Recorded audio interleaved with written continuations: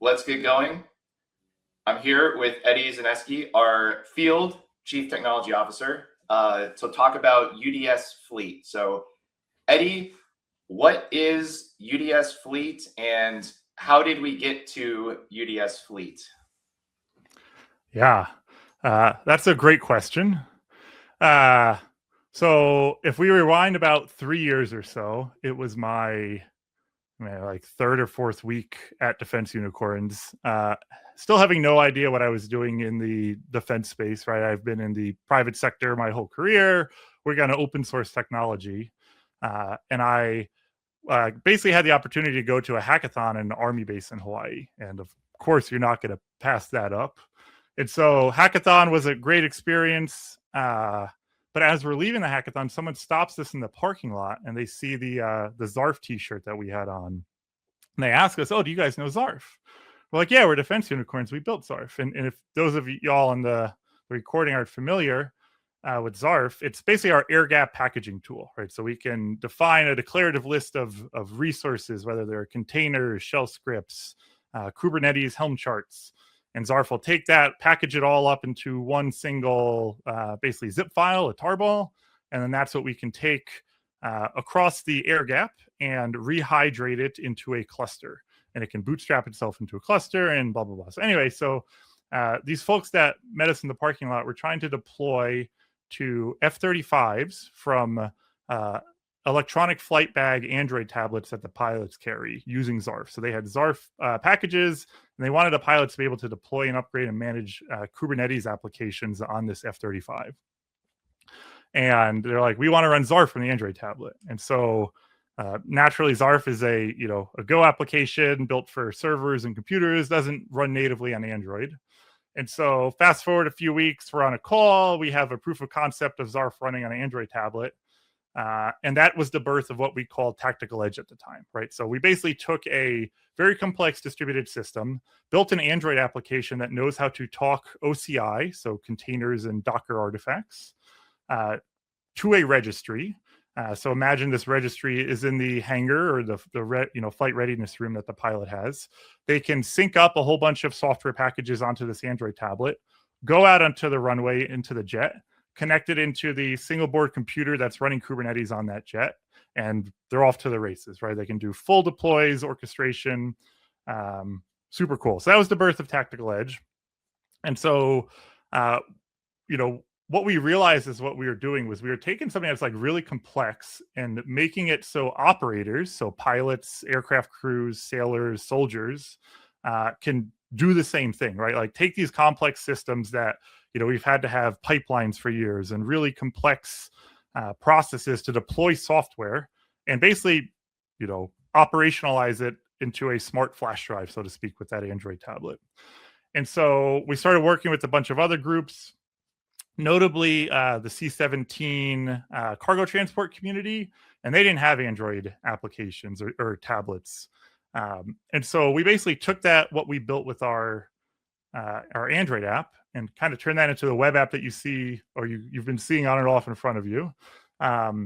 This is what we now call UDS Connect. It is basically our single asset manager for a single cluster, right? So this is a edge device that we have configured and deployed into a Kubernetes cluster or at the OS level. There's a whole bunch of different configurations we can do.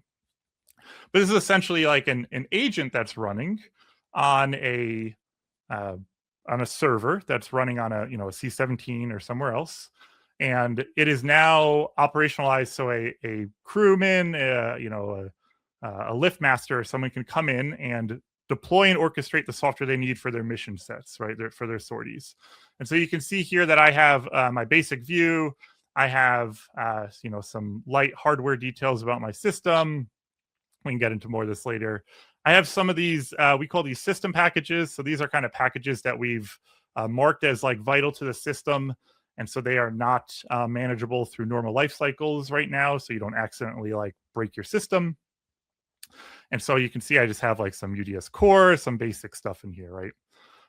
But an operator can come in here and they can go into a registry that's been configured. So I have this pointing at the Defense Unicorns registry that we run at registry.defenseunicorns.com. So this is our UDS registry it's connected to. And so an operator can come in here and like download some software, maybe while they have a connection, because we've built this with DDoS principles in mind, where things come in and out of connection intermittently. And so I've gone and I've downloaded this one headlamp package here. And so I can come back, see that this is ready to deploy, and pretty straightforward. I can come in and deploy this to my cluster. And so there's a lot that just happened. But what's really interesting is like we've taken that concept of, orchestrating complex systems and basically built this, this app store experience.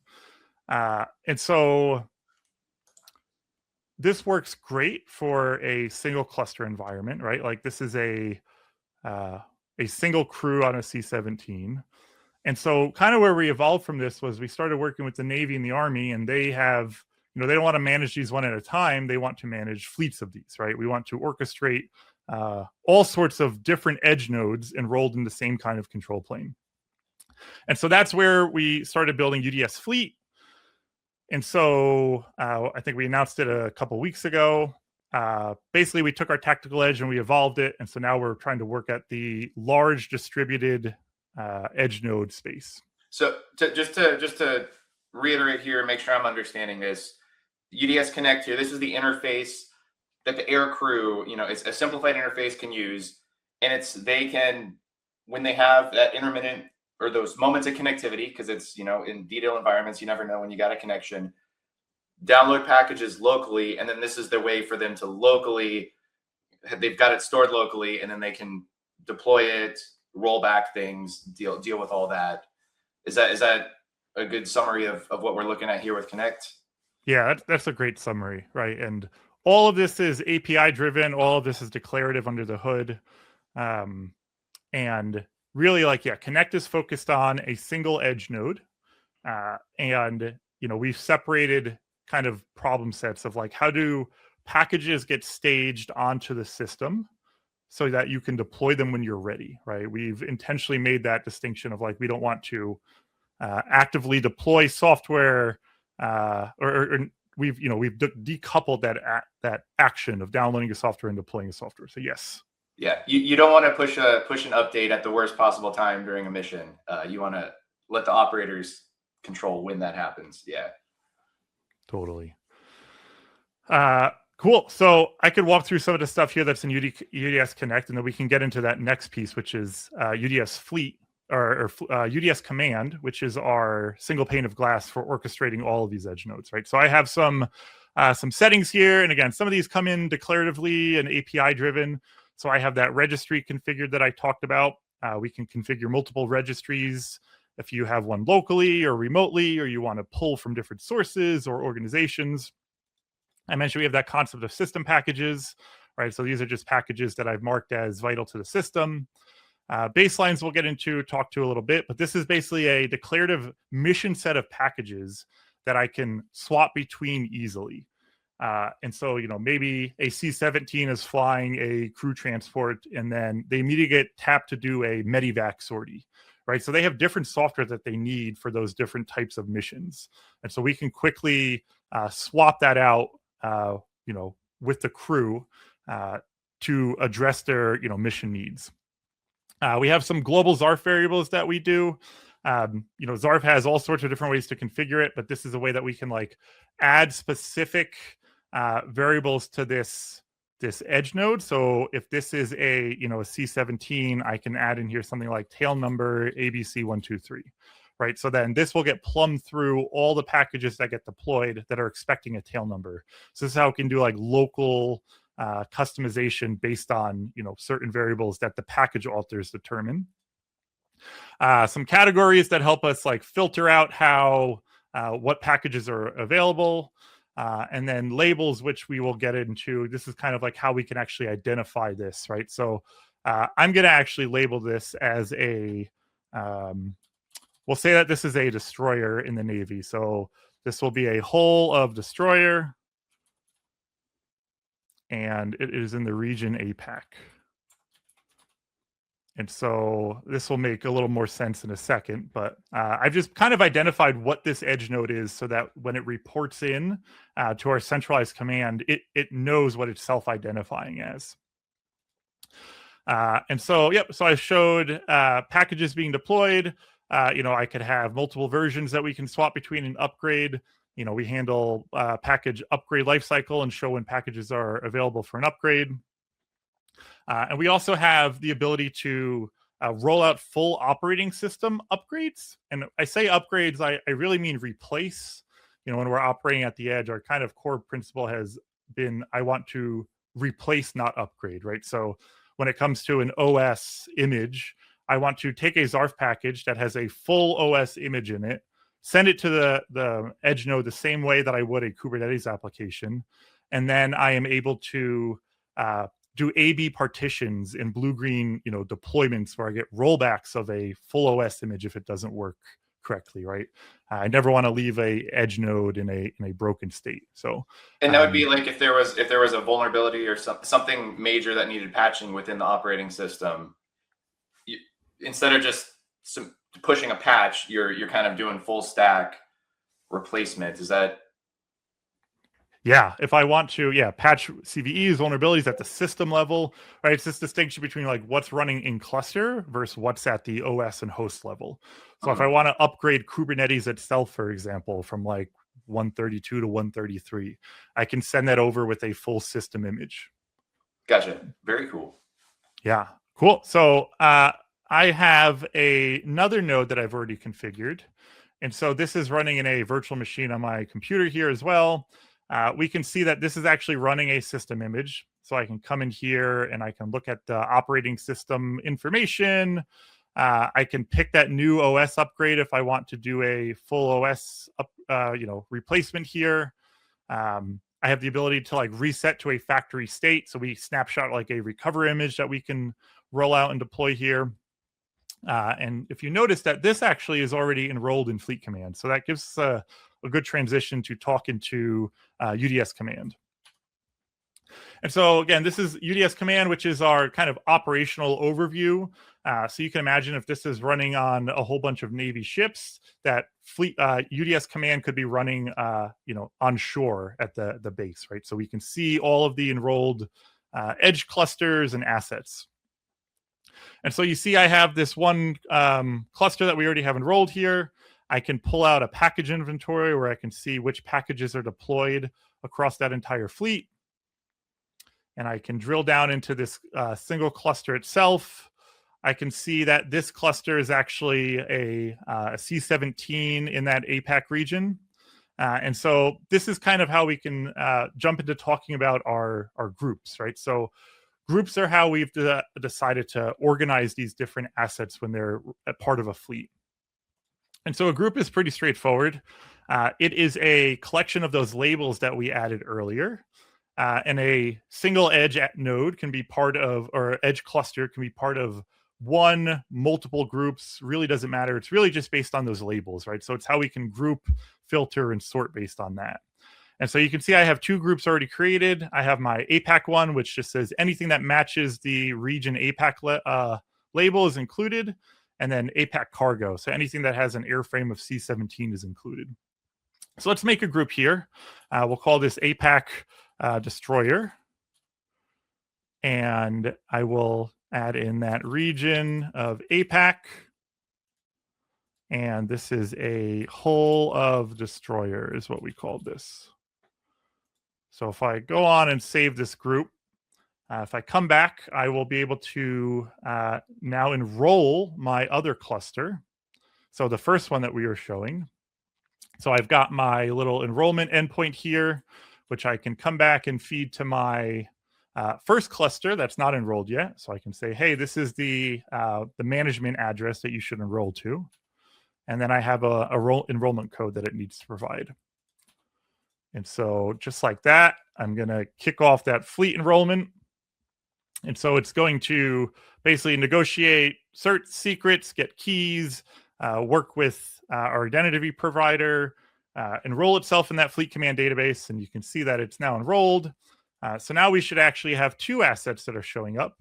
It's a mixture of, different labeled types. So we have our destroyers and we have our C-17 cargo transport.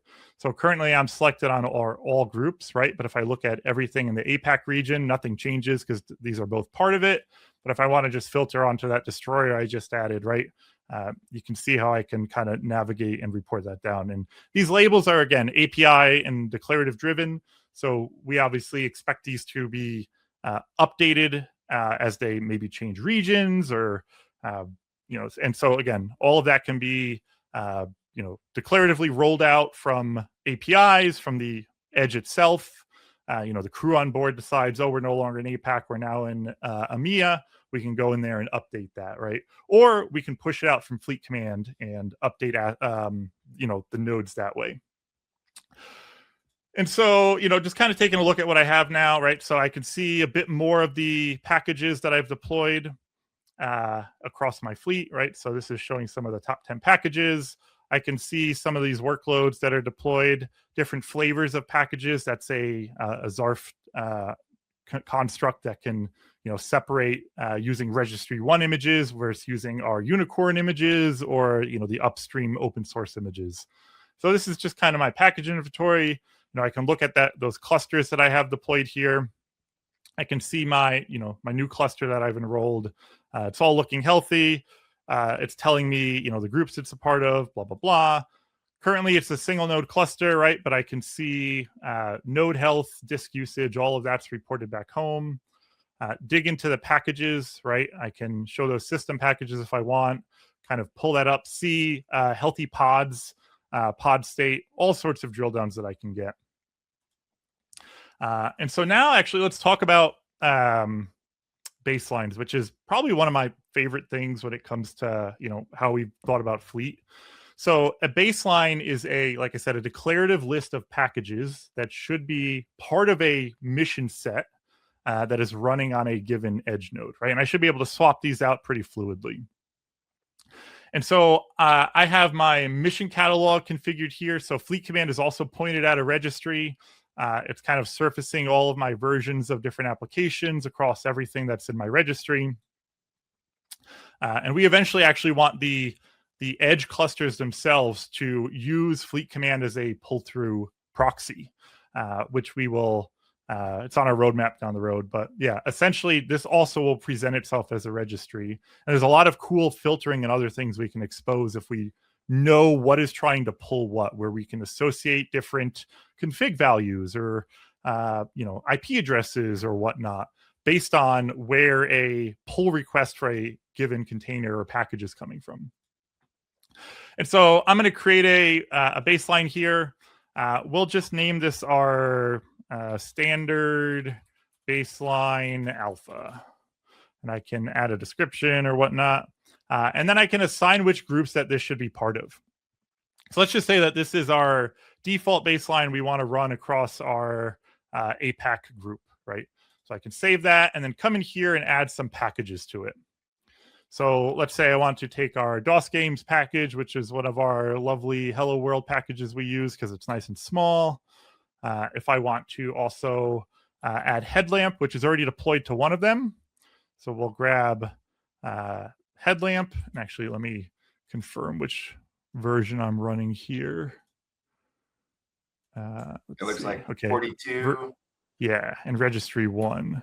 So let's grab 42 registry 1, add that to the baseline. And so I'll save that package list, right? And so now this should have already been rolled out to my my group, right? Like I can come in here, I can see the group that it's a part of. If I come back here and I look through some of these settings, it's showing me that the baseline was already rolled out because it was assigned to that group, right? It's all done through heartbeats and check-ins. And I can see that I'm actually not in like an assigned baseline right now. So I have a baseline configured, but it's not yet assigned. So let's go back to Fleet. What do you mean by not yet assigned? So like, there are things are moving fast there, and I lost you, Eddie. You're getting so excited. So we were looking at one of those two assets that we have here. it's not enrolled in a baseline, or it has a baseline, or has part of a baseline? Yeah. So the baseline is rolled out to a group, right? So when we created that baseline, we said which groups it should be rolled out to. And so rolled out means available, but not actually set as active or enforced. Still with me? I'm following you now. I'm tracking. Cool. Yeah. And so I can see here, if I come back and maybe look at one of these, right? If I look at the baseline that is assigned to this cluster, right? I could see that it's already there, but we don't actually have any baselines assigned or active. So let's go on and roll out this baseline that we just created and set it to active on all of these. So I can come into this little rollout view. I can apply to all assigned clusters. This will also optionally download missing packages that are assigned that are not available yet, which these aren't all downloaded yet on these edge nodes. And I should also call out that this UI is super early and rough, so don't read too much into my ugly checkbox that doesn't have the right color. It looks great. It looks fantastic, and it'll only get more fantastic. Yeah, we have a great team, a great designer for sure. So I'm going to roll this out. We'll see it's immediately going to drop in and show that the baseline is now assigned to these two clusters, and they're both drifted. And so these little blue statuses here are telling me that those downloads are actually in progress. So if I flip back, it's happening very fast. So everything has now been rolled out and is in sync with the cluster, right? So just like that, I have taken my two distinct edge clusters that could be running anywhere in the world and said, hey, the next time that you check in, you should transition to have this baseline be active. And so these packages should be deployed in your system. And the reason that we kind of have this baseline concept is we intentionally want to allow drift in certain circumstances, right? So let's say that you are needing to remove a given package to scale up some other ones, or you want to deploy one that's you have downloaded.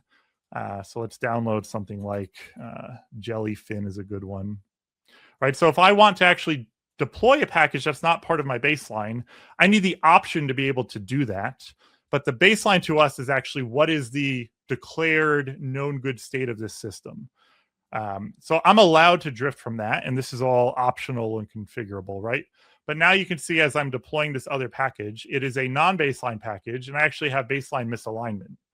And so what that means is I can easily reset back to my baseline as soon as this package is deployed and healthy. This button will become available that will let me do what I need to at operational time. But at the next given point when I want to reset back and clean up my, maybe extra deployed or removed packages, it's kind of like my escape hatch, right? And so I can actually see that, this has been drifted because Jellyfin is now deployed on this one, and it shouldn't be, right? So whether I do that from this node itself, or I want to reset to baseline, it knows it needs to remove that Jellyfin package to be healthy again, or I issue that command from Fleet Command, same kind of concept, right? Another one I like to show here is let's create another baseline real quick, and we'll just create an empty baseline. So this is like nothing deployed, right? So, and again, we can pick this for different groups or whatnot. I'm just going to do the group that both of these clusters are in. And this will actually not have any packages in it. So it's basically saying, hey, uninstall everything that you have running, right? And so we'll roll that out. Same as before, we'll get our nice little map. It knows that it's drifted, and it starts to remove those packages on those given systems. And as soon as it reconciles, we'll know that we're actually in sync, where those packages have both been removed. I know that's a lot, Baron. Talk to me. Yeah, no, I could, well, I could see the baseline being super valuable. You got a fleet of, hundreds of cargo aircraft that go on these long haul, multi-hour, day-long missions. Aircrew are changing things, drifting from that baseline, and then they land. The next crew shows up, and they're like, "What's going on with my computer?" And if they can just be like, "Boom, back to baseline, reset," they know they're walking into a reset mission system in a proper state. So this is that's freaking awesome, man. I'm excited. Yeah, this is probably one of those coolest things I've ever worked on or built with the team. So I just switched back to this one. It's going to do its resolution. It's downloading and redeploying those packages. But let's say we want to add, that jellyfin package back to our baseline. And so I can do that here. I can save that package. That'll get reconciled out. And all of these will now know once they check in that they are out of baseline because they don't have jellyfin actually deployed yet. Right. So again, built for DDIL, all of this is done async when these edge clusters report in back to home. They have full autonomy to, drift and do what they need. But from back home, again, I can do this declarative rollout of, assigning and deploying these packages. So I just love watching these roll out to a bunch of different assets. It's really fun. It's super cool. And so, yeah, so that is a quick walkthrough of Fleet UDS Command and UDS Connect. I have one last thing I want to show. So let me pull this up real quick. One more thing. One more thing. This is more of a fun thing. So if I have a little simulator that I'm going to fire. And so this is now going to come in and create a whole bunch of fake assets and clusters and data. And so we're going to start seeing a bunch of new edge clusters being rolled. They'll start to reconcile with different health states, right? So you can see how I can kind of build this out to be a full operational fleet.